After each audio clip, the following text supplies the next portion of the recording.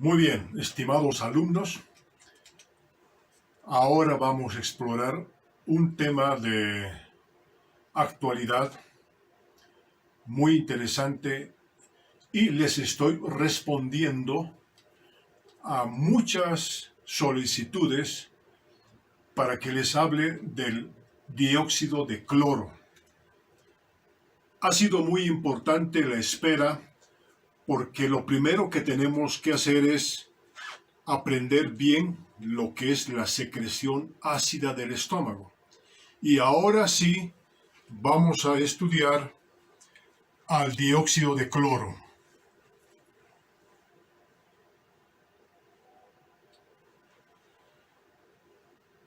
Algo importante es estudiar y repasar lo que ustedes han estudiado en secundaria en la materia de química inorgánica, donde les han tomado exámenes y les han hecho recitar permanentemente estas terminaciones: oso, ico, perico. Entonces esto sí lo sabían de memoria. Toda esta nomenclatura ahora ha cambiado en relación a los aniones. Ahora el hipooso se llama hipoito. Luego tenemos el oso, que termina en ito, el ico, que termina en ato, y el perico termina en perato. Conociendo todo esto, ya tienen ustedes la clave para entender qué es lo que hace el famoso compuesto hipoclorito de sodio o el clorito de sodio.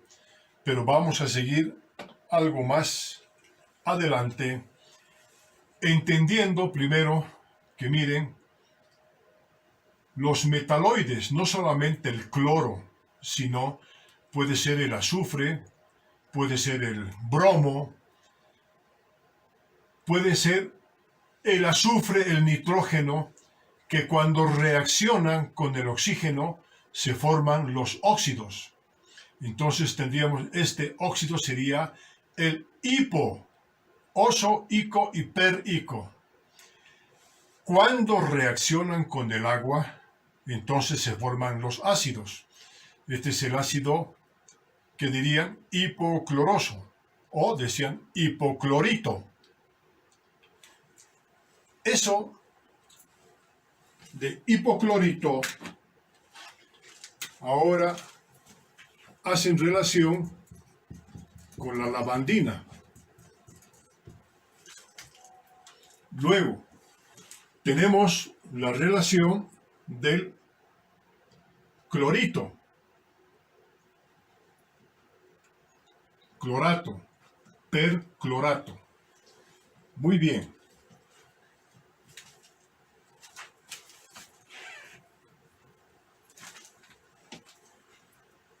Repasando toda esta nomenclatura,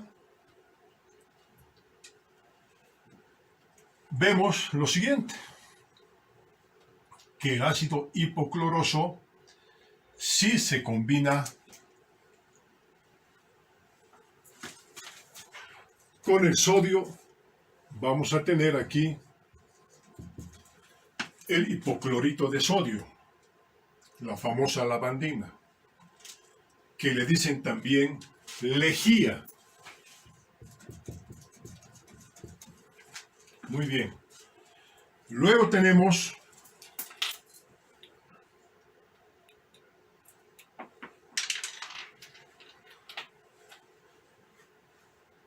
al ácido cloroso, que ahora se llama clorito. Y también decimos, cuando se une, hace una sal, el clorito. Y lo mismo decimos clorato de sodio, decimos el perclorato de sodio. Todo aquello se denomina lejía. Muchas veces van a escuchar, yo he escuchado, de que el clorito no es lavandina, el clorito no es lejía. Pues todo esto que estamos viendo aquí es lejía.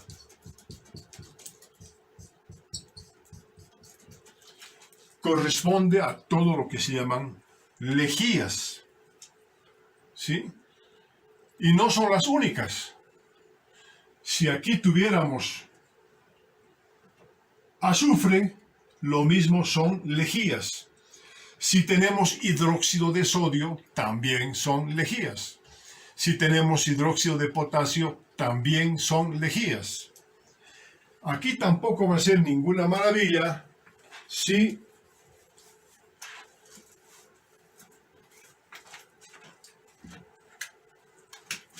hiciéramos todas las combinaciones con potasio. Tendríamos el hipoclorito de potasio, lo mismo es lejía, es lejía, es lejía, es lejía. De modo que es muy difícil no equivocarse con esta nomenclatura. Lejía es todo aquello que es peroxidante y peroxidante, destructora de moléculas.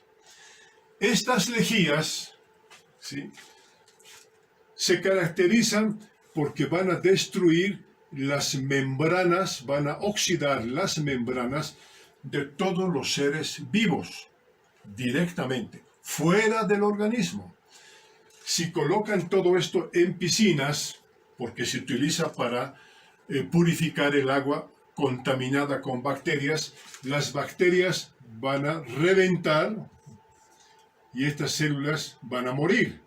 Si aquí colocan parásitos, si hay parásitos, los parásitos también van a morir porque sus células van a estar oxidadas con cualquiera de estos. Si colocan células humanas, pueden colocar también glóbulos rojos. Pueden hacer la prueba. Pínchense un dedo, como se hacen los análisis para la glicemia. Sacan una gota de esto y colocan allí y los glóbulos rojos van a hemolizarse, se van a destruir. Entonces, nada se salva con estas lejías, de tal suerte que no es nada novedoso el hecho que le digan, esto no es lejía. No, señores, todo es lejía y ustedes como estudiantes y futuros médicos nunca van a olvidar qué es la lejía.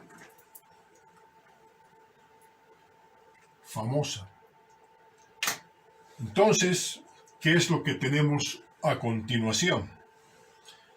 A continuación tenemos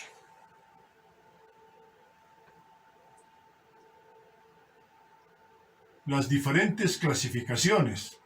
Aquí pueden cambiar también la nomenclatura. Pueden decir oxoclorato. Y pueden decir allí el número 1 porque corresponde al hipoclorito de sodio. Lo mismo, decimos a todo lo que estamos viendo ahora, en general todo esto es lejía, porque es peroxidante. Podemos decir, estos oxidantes se caracterizan porque roban electrones a donde pueden. Podemos decir que son ladrones de electrones. Entrando a cualquier célula del organismo, roba electrones, se oxidan las moléculas, se oxidan las membranas y entran en apoptosis, en destrucción celular. Por eso es que son peligrosos. Una cosa es entender que estas lejías trabajan muy bien fuera del organismo. Van a decir en cocinas, en alimentos, y van a ir destruyendo los gérmenes contaminantes. Pero otra cosa es que ingresen al organismo, también van a ser tóxicos y vamos a ver cuán tóxicos son o no son tóxicos finalmente. Luego tenemos, miren, si vamos bajando al famoso clorito de sodio tan popular en esta última temporada y tanta propaganda y publicidad que le dan. Y no es lo mismo. Podemos tener aquí nosotros el trióxido. Entonces tendríamos ahí el clorato de sodio. Y así vamos bajando a todas las otras lejías, en este caso con potasio. Otro con calcio, o tenemos también con litio, también tenemos con amonio. El descubrimiento más importante tiene relación con este hombre que por haber descubierto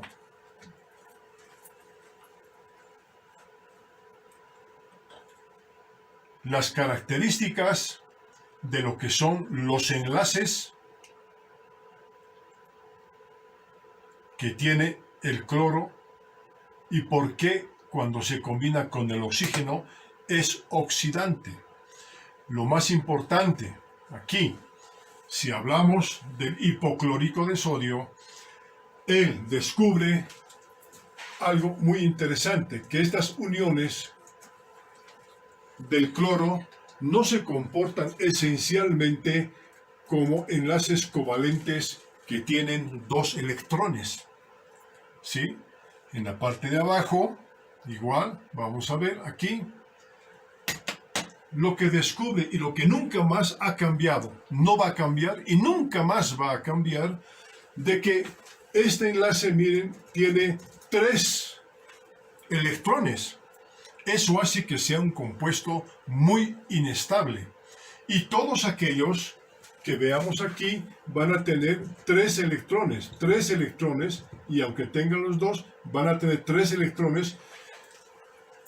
Y eso le permite ser un enlace híbrido que tiene una estructura resonante, significa una estructura paramagnética, de tal suerte que sus 2 premios Nobel le han permitido aclarar lo que antiguamente no se conocía muy bien.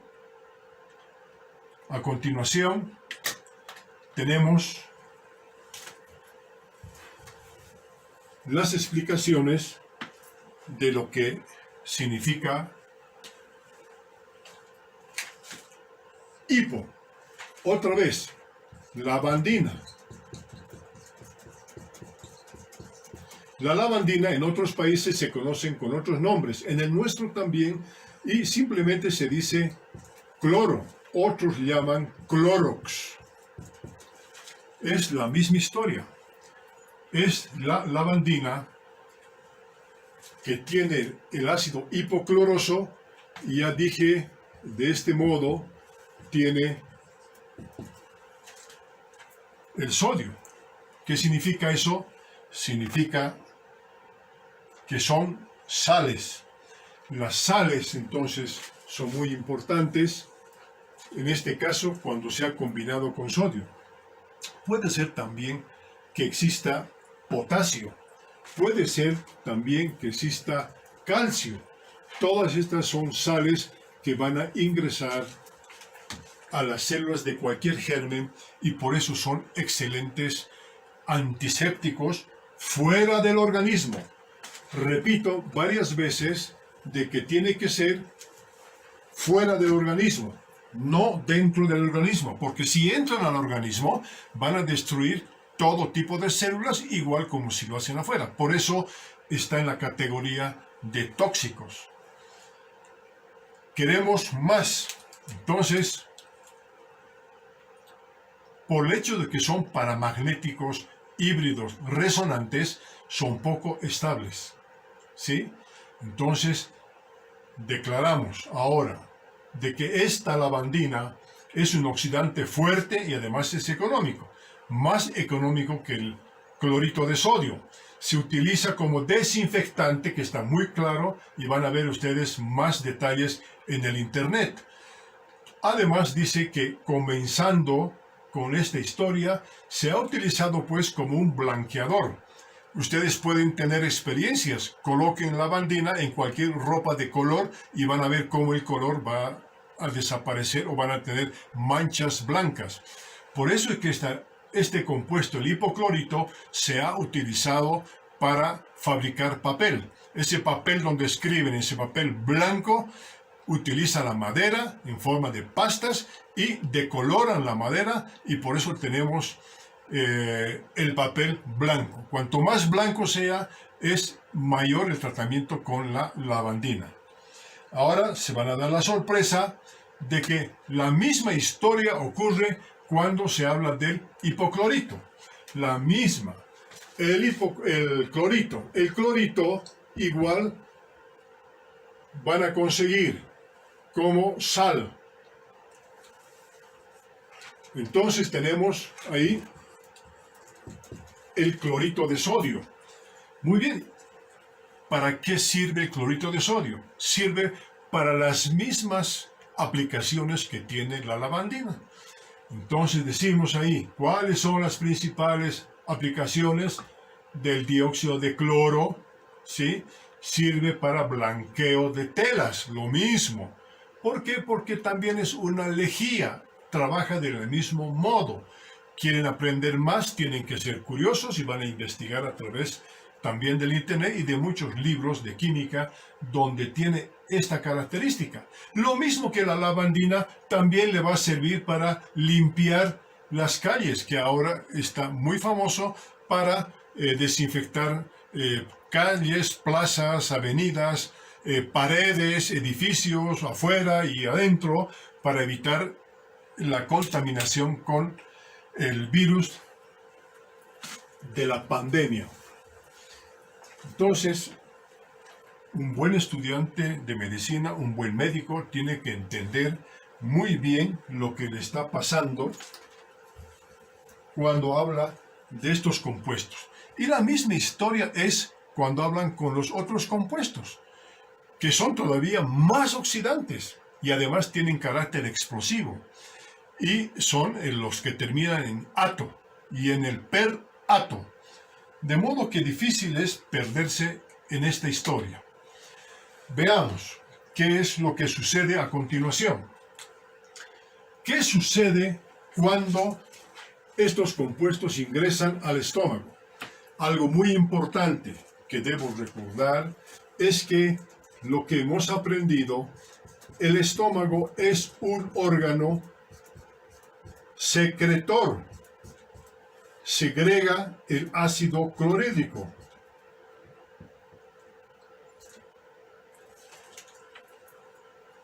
Muy importante que les diga esto, porque el estómago no es un órgano que sea de absorción.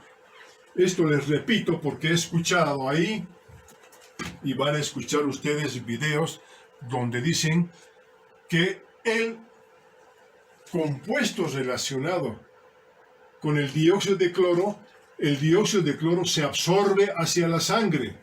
Esa es la mentira más grande y el desconocimiento total de lo que significa la función del estómago. Veamos otros detalles. ¿Qué es lo que están promocionando? El clorito de sodio. Ahí está el clorito de sodio. Y además le ponen este nombre de activador y dice que está activado con ácido clorhídrico. Entonces promocionan esto y venden las dos cosas para tomárselas. De tal suerte que, miren, con el ácido clorhídrico, ¿qué es lo que forma? Forma una sal, la sal que conocen,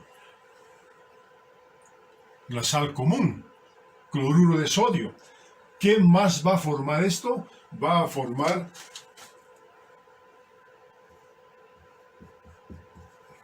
un gas. Ese gas lo tienen ahí, el famoso clorito. Entonces, miren, ¿qué es lo que sucede con los gases? Los gases, entonces, van a ingresar así al estómago y en el estómago vamos a tener un gas. Y finalmente, miren, esta reacción van a tener agua. Ya les digo, ¿cuál es el propósito de tener ácido clorhídrico, de tomar ácido clorhídrico como activador? Ya el nombrecito les dice algo. No le activa nada, está solamente reaccionando con el clorito de sodio. Lo mismo sería que reaccione la lavandina con el ácido clorhídrico. Entonces, ¿qué es lo que está pasando aquí? Miren, el estómago ya tiene suficiente ácido. ¿Por qué no diluyen en agua y dicen directamente le ponen al estómago? Porque el pH del estómago es muy importante y empieza con un pH de 1. Es lo más ácido que tenemos. Además, en Bolivia y en otros países, el ácido clorhídrico es una sustancia controlada. No pueden vender así libremente en Bolivia, porque el ácido clorhídrico sirve para cristalizar cocaína. Lo mismo pasa en Colombia, lo mismo pasa en Perú y en otros lugares también, donde cristalizan la droga famosa. Entonces, miren, es inútil de que estén utilizando el ácido clorhídrico a la concentración que quieran. Igual tiene que pasar por las oficinas de control de sustancias peligrosas. En algún momento también van a escuchar lo mismo que yo escuché y lo mismo que vi escrito por uno de los principales autores de toda esta historia, es que en vez de utilizar el ácido clorhídrico, utilizan el ácido cítrico. Veamos qué es lo que ocurre con el ácido cítrico. El ácido cítrico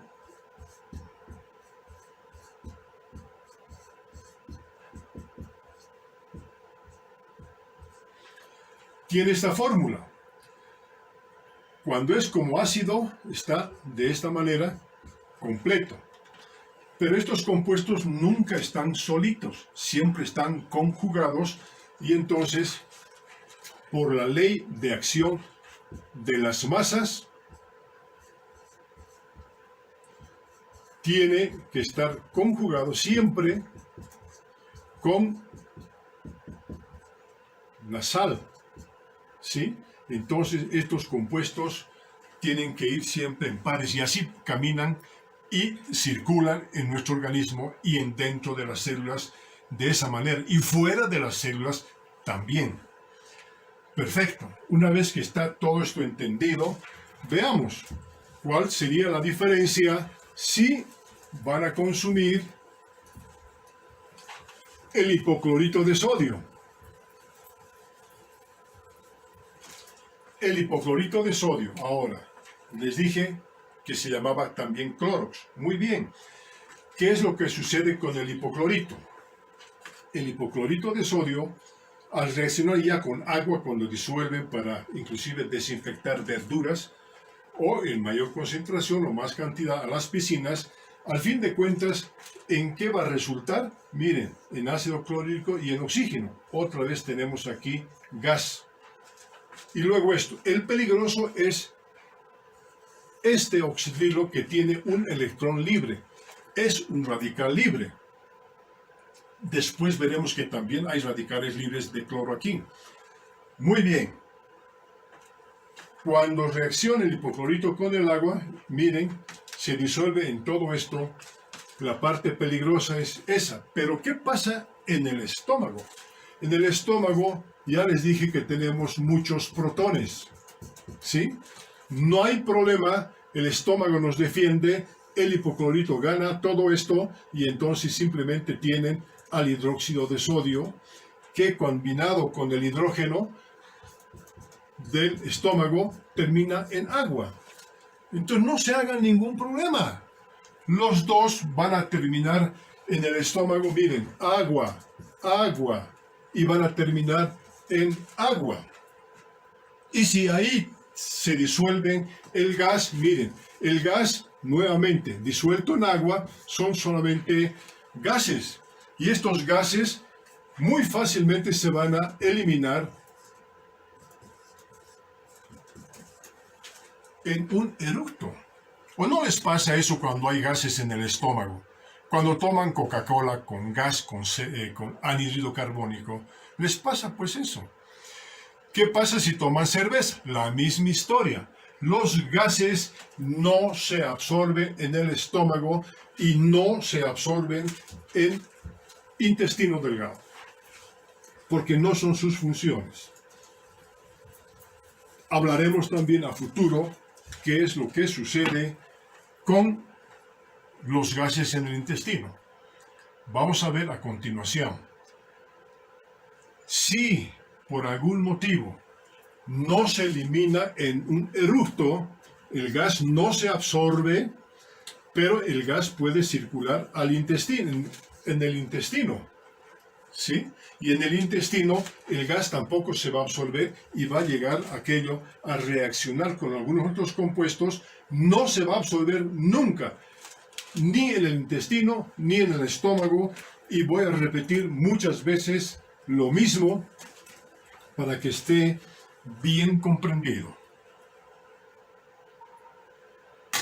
¿Qué es lo que tenemos? Miren, pueden hablar ustedes de gases, por ejemplo, humos. Humos del cigarrillo, que son muchos de combustión. Entonces, miren, esos humos del cigarrillo se van a atrapar en el agua. El agua tiene una gran característica y se llama el gran disolvente universal.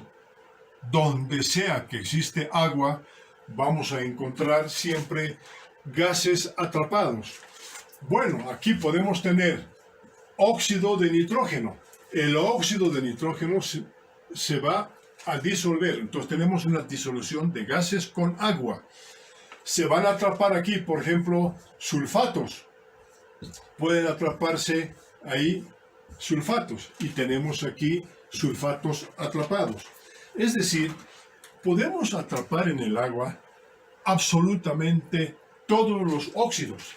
Uno que conocen ustedes, el anhídrido carbónico, van a tener también atrapado en el agua entre estas moléculas, y tenemos allí moléculas de anhídrido carbónico. ¿Qué más quieren? Sulfatos. Los sulfatos la misma. Nitratos hay que tener de diferente categoría. Estos óxidos, o el número 2, cuando es el dióxido de nitrógeno, la misma historia. Esto es lo que se produce especialmente en los humos de los autos, de los motores viejos, cuando humean. ¿Qué está pasando?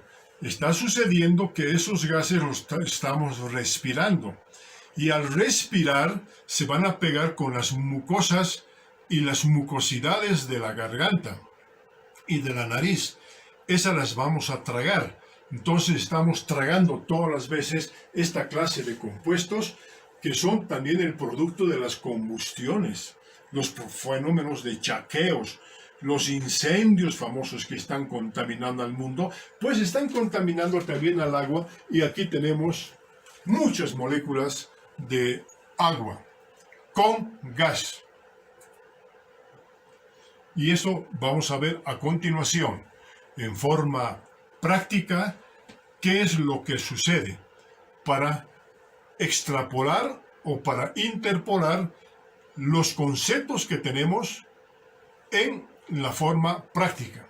Aquí tienen que pensar en algo muy importante y tienen que repasar todo lo que conocen de gases. Y lo que conocen de gases tiene relación con esto.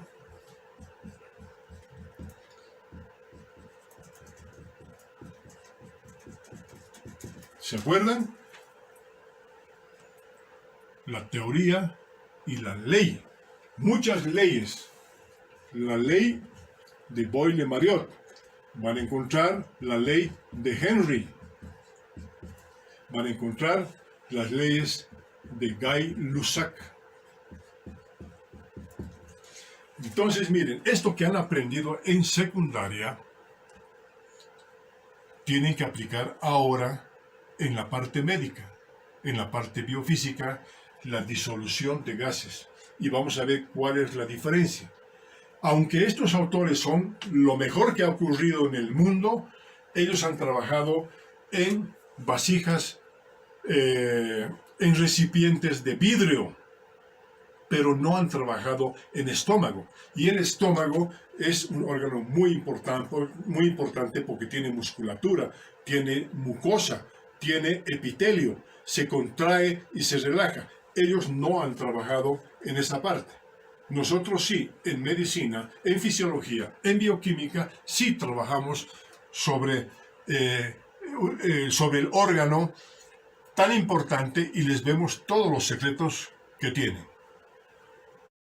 Ahora ustedes pueden explicarse por qué cuando se elimina orina ven burbujas y una especie de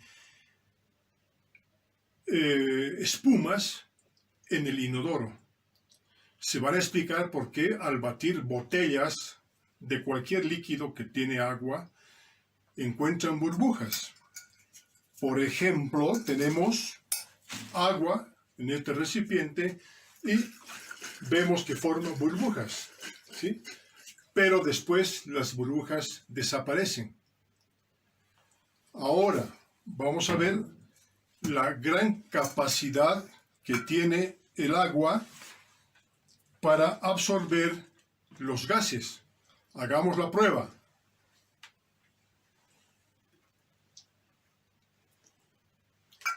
¿Ven ustedes?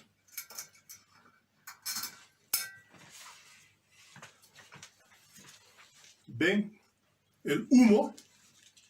Entonces, ahora vamos a ver el poder de disolución de los gases en el agua. Y movemos de este modo.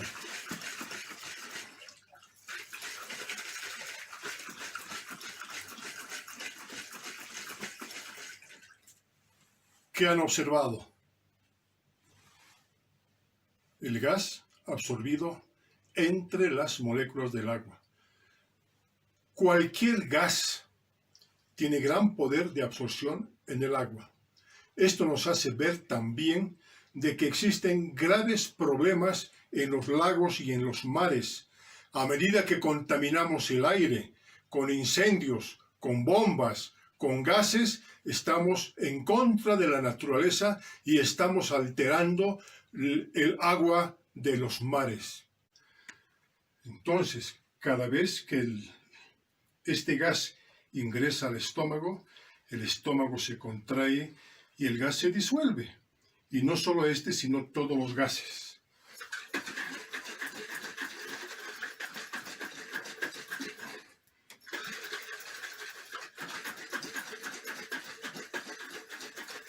Se están mezclando las moléculas. Y ahora ven ustedes la diferencia. El agua se ha vuelto combinada con gas y tenemos la parte de arriba mucho más clara. De otro modo, también podemos hacer lo mismo. Ahí tenemos el gas, que ustedes van a ver cómo se va.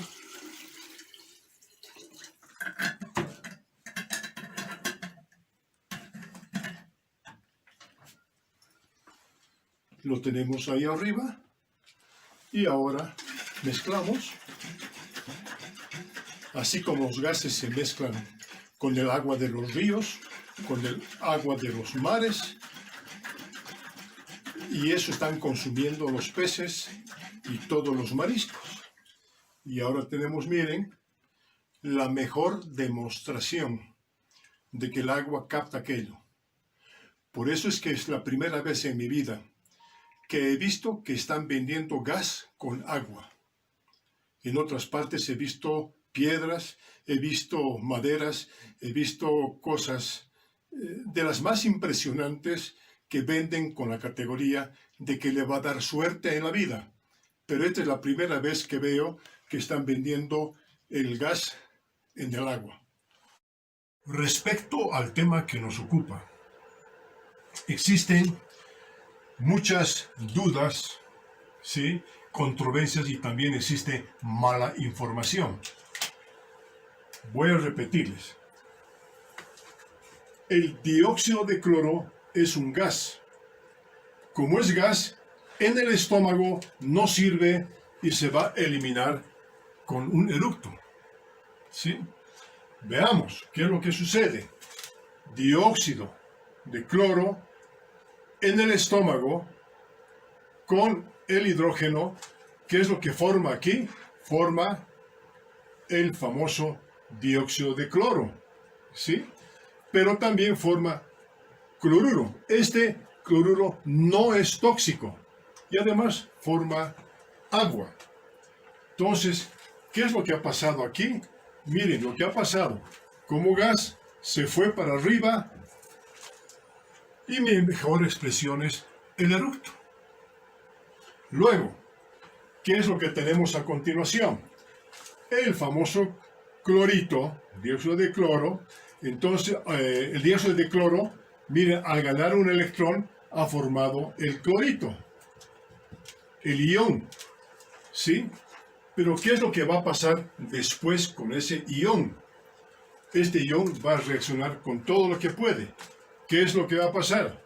No va a estar solito. Este va a reaccionar con el sodio del jugo gástrico. Va a reaccionar con el potasio del jugo gástrico. Y escúchenme bien.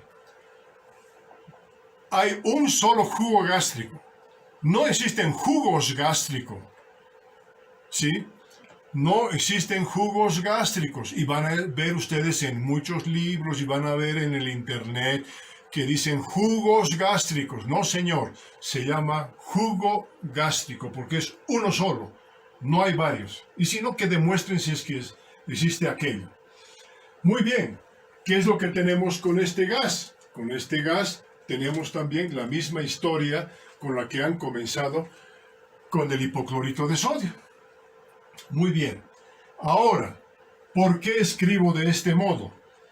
Porque tienen que acordarse que todos estos componentes siguen la ley de acción de masas. No pueden existir los componentes solitos. No puede decir que solamente tengo esto, no puede decir que tengo esto o que solamente tengo esto. No, señor. Estos siempre, de acuerdo a la ley de acción de masas, caminan juntos. No pueden estar solteros. Tienen que casarse siempre para hacer más clara la explicación.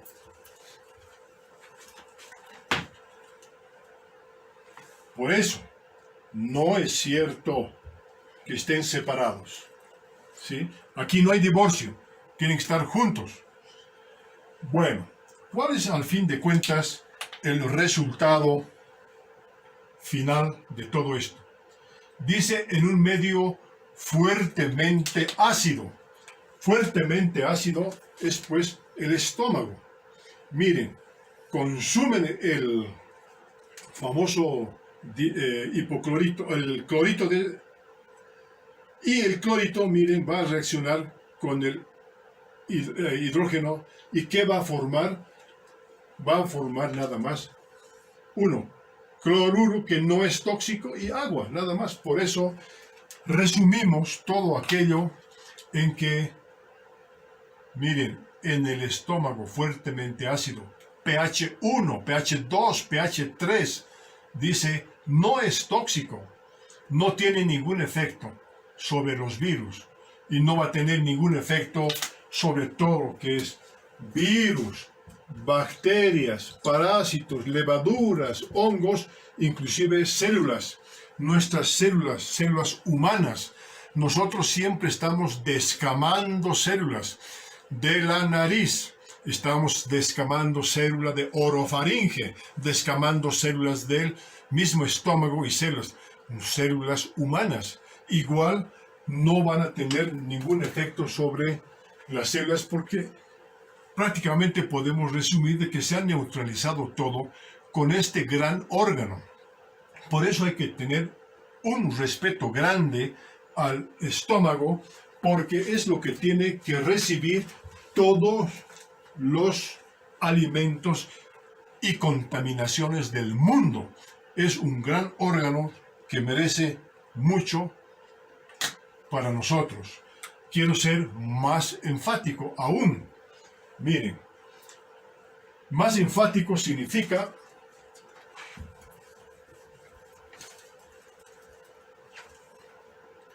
este esquema. En este esquema decimos ahora, todos estos óxidos, que como ejemplo utilicé humos de motores negros, humos de chaqueos, de todo lo que es humo de cigarrillos. Igual, miren, estos están entrando al estómago. Estamos hablando también de óxidos de yodo, la misma historia. Y curiosamente, miren, ¿cuáles son los alimentos más contaminantes en todo esto que son óxidos?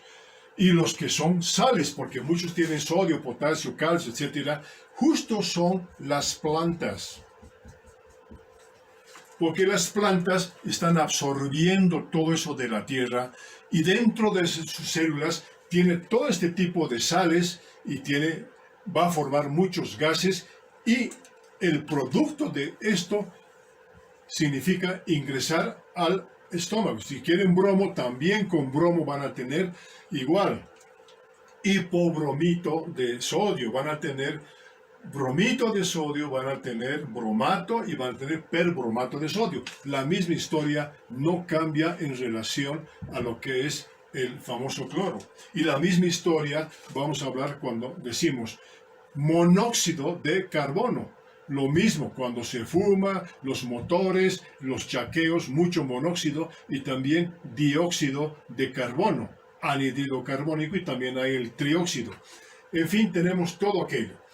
Este esquema ya lo conocen y lo van a tener que repasar permanentemente porque es lo mismo de hace un momento. Hace un momento dije que este es un gas. La mejor forma que tiene el estómago es contraerse porque el gas ha distendido el estómago. Cuando se distiende el estómago, existe un sistema nervioso, un sistema muscular importante que reacciona y el gas se va a eliminar, en lo que repito varias veces, en un eructo. Tenemos ahí, miren, otra vez, gas. El gas, ¿dónde va a ir? Por allí. Más gas, la misma historia, que no va a cambiar absolutamente en nada. Entonces, ese tipo de reacciones sí van a continuar. Al fin de cuentas, miren, van a terminar en cloruro, que es una fuente de cloruro para nuestro organismo, y va a terminar en agua. ¿Qué ha pasado? Pues no ha pasado nada con las dosis que tengan. Y algo importante, dicen así, en agua 3 gotas, 4 gotas, 5 gotas, y dice que sirve para todo. Sirve hasta para el mal pensamiento, sirve para el mal estudiante porque le va a hacer estudiar más, sirve para el autismo, imagínense, sirve para enfermedades genéticas, sirve para problemas nerviosos, sirve para el acné, sirve absolutamente para tratar diabetes, no hay ninguna piedra filosofal que pueda tratar todas las enfermedades con un solo producto. Además que no es medicamento, señores, es una lejía todo lo que están consumiendo y promocionando. Lo que sí va a ocurrir es que en esta parte donde van a tomar atención, es que más bien el cloro, cuando reacciona con amoníaco, entonces va a producir todo esto que se llaman cloraminas. Y las cloraminas, estas son cloraminas tóxicas. Estas que pueden ser monocloraminas, dicloraminas, tricloraminas o cloraminas unidas a otros compuestos, van a ir al intestino. Estas son pues las causantes más bien de inflamaciones, son causantes de cólicos, son causantes de problemas de diarrea. Ustedes como médicos harán historias clínicas de quienes han tomado el famoso dióxido de cloro, y cuando han excedido la cantidad y ha sido aquello que ha ido hasta el intestino, se van a quejar pues de que tienen diarreas. Entonces no es la diarrea un problema de lo que hace un momento les he descrito como lo que se acuerdan ahora,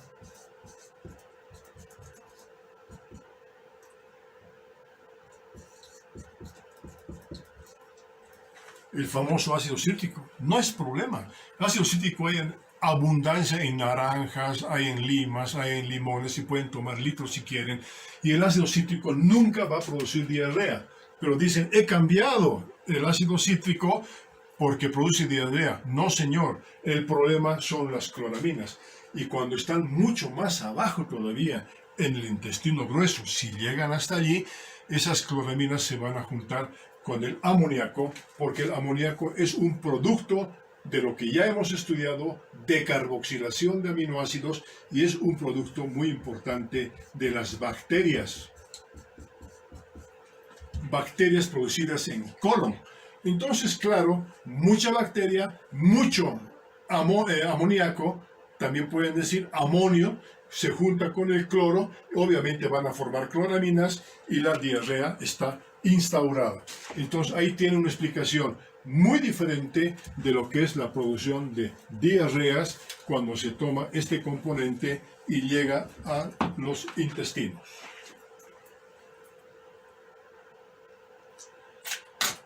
En su libro, que ustedes también pueden leer, dice ahí, mire, ácidos del estómago.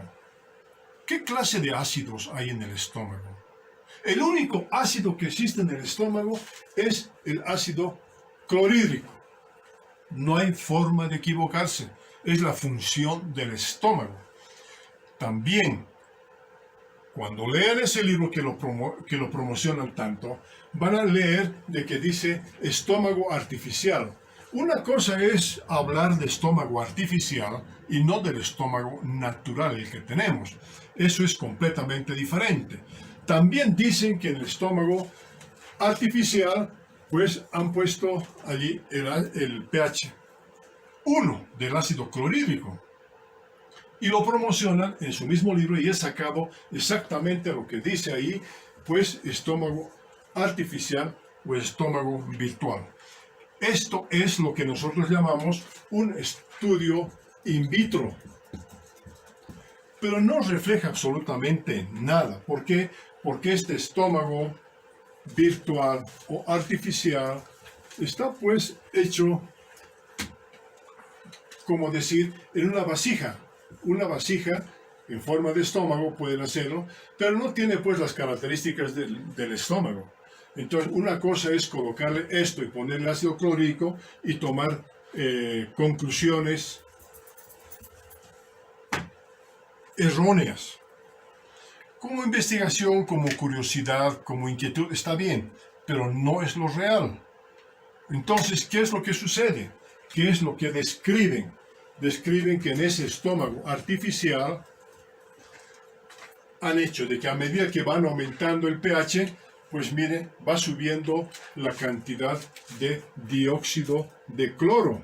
Entonces el dióxido de cloro, ¿qué es lo que va a hacer? Miren, dióxido de cloro, una vez más, gas. Y la gas en el estómago se va a eliminar sensiblemente o se va a transformar en otros componentes y lo más peligroso, les dije, las cloraminas. Bueno, este es un estudio interesante, pero no es el que marca la realidad de nuestro estómago. ¿Qué es lo que pasa en nuestro estómago? Ya les había mostrado en otra oportunidad el estudio de muchos investigadores, de muchos autores. Entonces tenemos aquí, miren, desde el año 53 es que se están haciendo esta clase de estudios.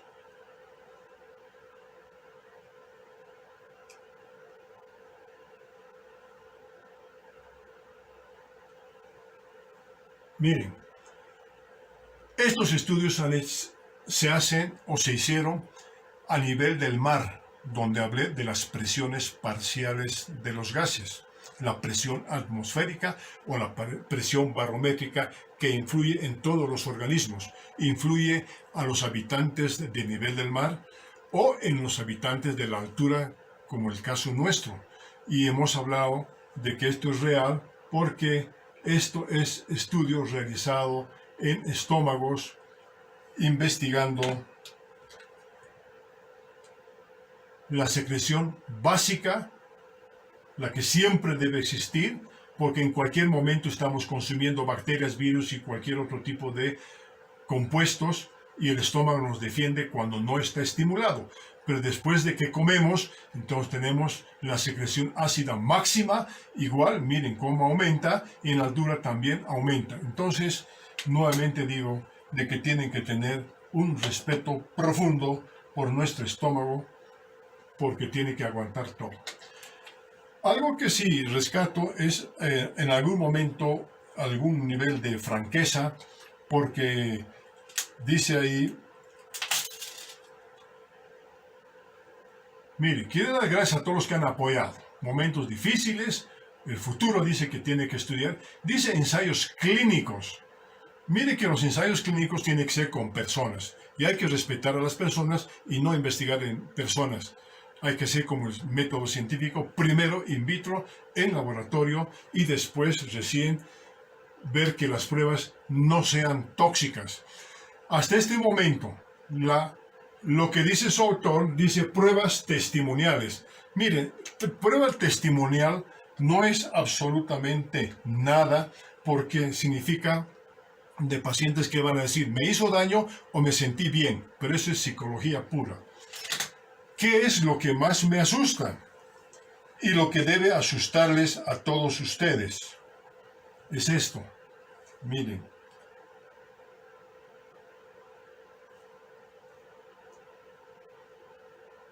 ¿Les asusta o no les asusta? A mí me asusta profundamente porque, mire, ampollas. Y esas ampollas para colocar el producto directamente, miren, colocando directamente a los pacientes. Y esto no puede ser, no puede haber. Ya en algún país han dicho, bueno, al médico que ha inyectado directamente en la sangre, entonces lo han apartado de sus funciones, porque dice el médico suministró a pacientes con esto creyendo que solamente iba a matar virus circulantes. Entonces no pueden hacer esta clase de experimentos en humanos, no pueden colocarle gas al plasma sanguíneo. El gas no puede entrar. El gas, les dije, no entra por estómago, no entra por intestino. Y algo sí que tienen que estudiar es este gran sistema de defensa que tenemos en cada una de las células, que es el sistema antioxidante. Y ustedes van a descubrir de qué estoy hablando cuando encuentren, digan qué clase de órganos tenemos, qué clase de compuestos nos defienden cada vez que existen tóxicos ingresando a las células. Si es que ingresa, porque la célula se va a morir antes que nada. Me alarma y la alarma también de ustedes, porque realmente asusta. Si colocan esto en la sangre, lo que van a conseguir es ahí un problema grave de hemólisis, destrucción de los glóbulos rojos. ¿Sí? ¿Qué es lo que ocurre a continuación? Si los tóxicos o este otro ingresa aquí, lo primero que hace es destruir el glóbulo rojo. ¿Qué es lo que sucede? Deja en la sangre la hemoglobina libre. Y la hemoglobina libre, desgraciadamente, es tóxica. Como es una hemoglobina libre tóxica, uno de los primeros órganos en reaccionar mal es la toxicidad a nivel de los riñones, ¿sí? Pues produce una necrosis tubular de las nefronas y produce problemas intersticiales. ¿Qué están haciendo si inyectan a los pacientes directamente en la sangre? Lo que están haciendo es destrozar a los riñones. Están ayudando a que las enfermedades renales aumenten y a la larga van a terminar en insuficiencias de diferente categoría de los riñones. Entonces, esto es lo que me asusta. Y además también les dije en una pregunta del examen, ¿qué es lo que sucede y quién es o cuál es la molécula que nos defiende de la hemoglobina libre. Entonces, tenemos nosotros la electroforesis de proteínas y dijimos que aquí circula la aptoglobina. Es muy interesante, pero se intoxican y destruyen los glóbulos rojos y aumenta la hemoglobina libre. Esta fracción la van a encontrar así aumentada. Por eso no deben hacer pruebas con pacientes porque están alterando aquello. Van a encontrar ustedes mucha bibliografía al respecto cuando lean el internet y van a ver quiénes opinan también de formas muy parecidas en la parte de intoxicación directa con esto que sí realmente me asusta mucho más de lo que es ingerir, porque el estómago nos defiende, pero en el plasma sanguíneo ya no hay aquello. Entonces, no queremos volver a este tipo de historias de investigaciones con pacientes. Miren lo que están haciendo aquí, miren lo que han hecho en la Segunda Guerra Mundial, cómo han sufrido millones de personas con investigaciones de muchos médicos.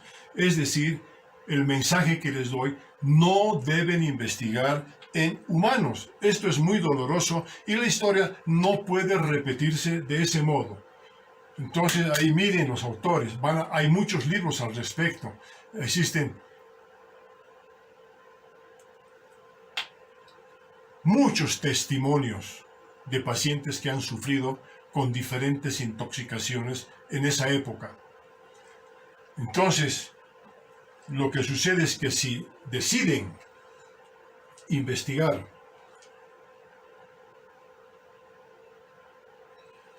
en pacientes, tienen que acogerse a los conceptos de ética y de bioética, que justo se han promulgado ya a partir del año 1947. Ya va a cumplir 73 años de vida esta prohibición importante de lo que fue la Segunda Guerra Mundial y la investigación en las personas. Entonces, tienen que tener mucha seguridad antes de utilizar compuestos que vayan a dañar a las personas.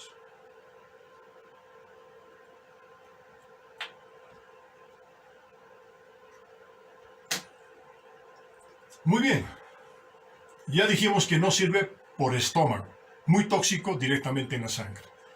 Además, porque no se absorbe en el estómago ni en el intestino, pero ustedes van a encontrar de que se apoyan en este tema. Testimonios, miren, testimonios de pacientes, de médicos también, porque están metidos en esta historia, y también de no médicos, porque aquí existen muchas personas de diferentes profesiones y no especializados también, porque leen un libro que dice y aseveran que se han curado. ¿Cuál es la respuesta de gente que ha tomado esto previniendo el coronavirus? Estamos sometidos a muchos virus, no solamente al corona. Entonces, ¿cuál es la respuesta que siempre han estado esperando? ¿Qué pasa? ¿Por qué yo me he curado en un día? ¿Por qué tomando esto me he curado en 3 días? ¿Por qué en una semana? Aquí yo soy campeón, ya no tengo diabetes, ya no tengo cáncer, ya no tengo nada. Son solamente aseveraciones de tipo psicológico, de gente que al gastar en el tóxico dice que se han curado. Pero ¿cuál es la respuesta en realidad? ¿Qué es lo que sucede? Lo que sucede es que tienen que dar gracias a su sistema inmunológico.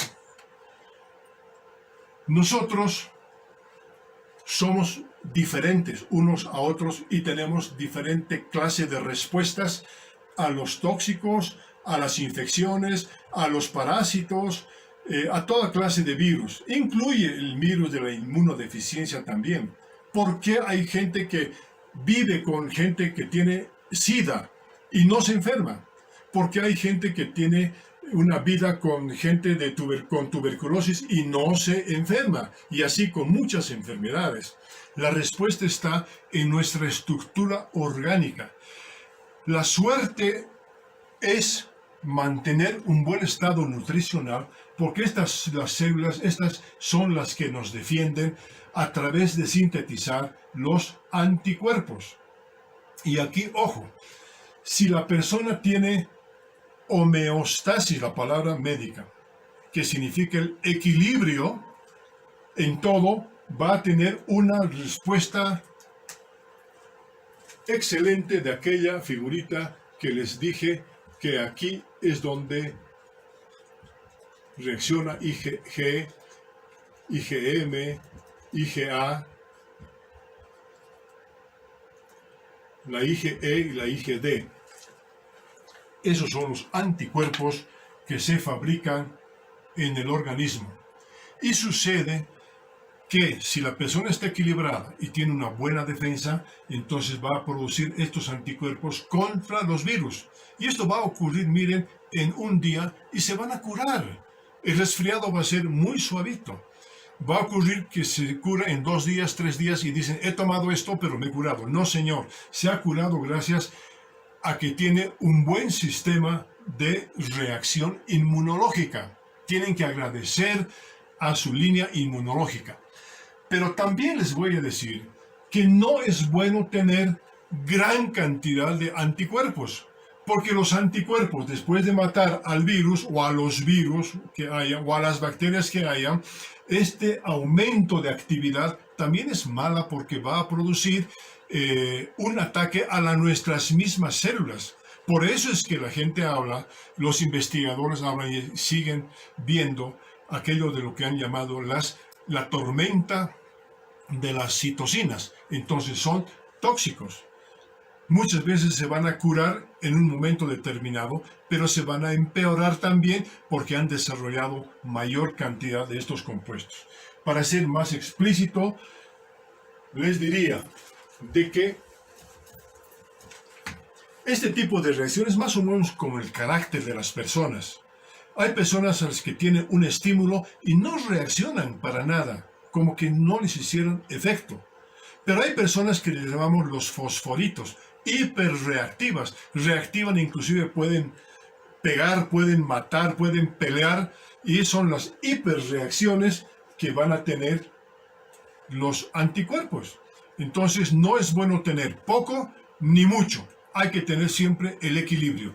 Lo interesante, hay un número más o menos cabalístico en que el 80% de la población reacciona bastante bien y con cualquier virus, no solamente con esto, van a tener unos resfriados muy suaves, unos resfriados que no requieren mayor actividad del médico. Esos se curan en su casa y no tienen ningún problema.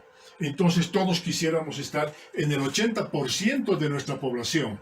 Sucede que el 15% son personas que se van a complicar porque están reaccionando muchísimo con mucho anticuerpo también.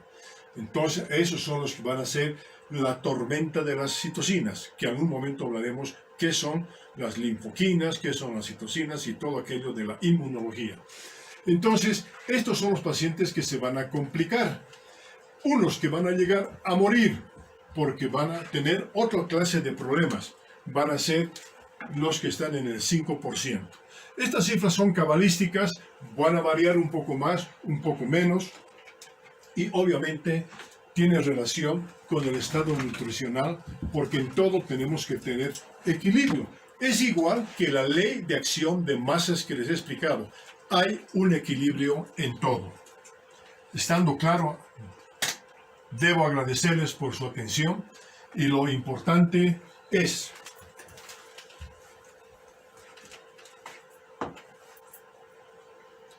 que esta educación no tiene que dañar absolutamente a nadie. Esto es muy importante.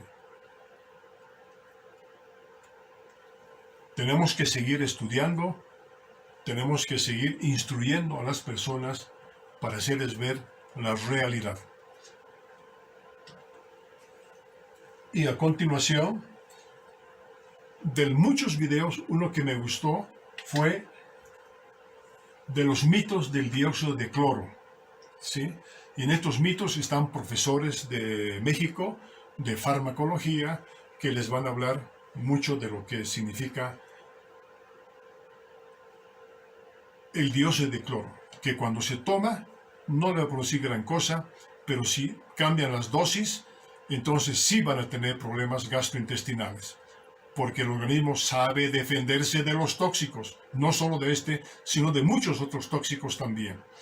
Entonces, están cordialmente invitados aquellos, y a los países, en este video, se les recomienda lo que han hecho muchos países a nivel de los ministerios de salud. Han prohibido, mire, estos fueron los primeros, pero ya tenemos muchos en Latinoamérica, incluyendo Bolivia. Estos ministerios han prohibido el uso de tóxicos con la calidad de medicamentos. Entonces, nuevamente les repito lo que pongo en en la última diapositiva. No existe medicamento ni tóxico en el mundo que pueda matar virus dentro del mismo organismo. No hay eso. Pueden tener tóxicos, pero fuera del organismo. Piscinas, calles, plazas, parques o lo que sea. Ahí sí tiene función, pero aquí adentro no, porque van a destrozar muchas células, como hemos visto en toda esta exposición. Gracias.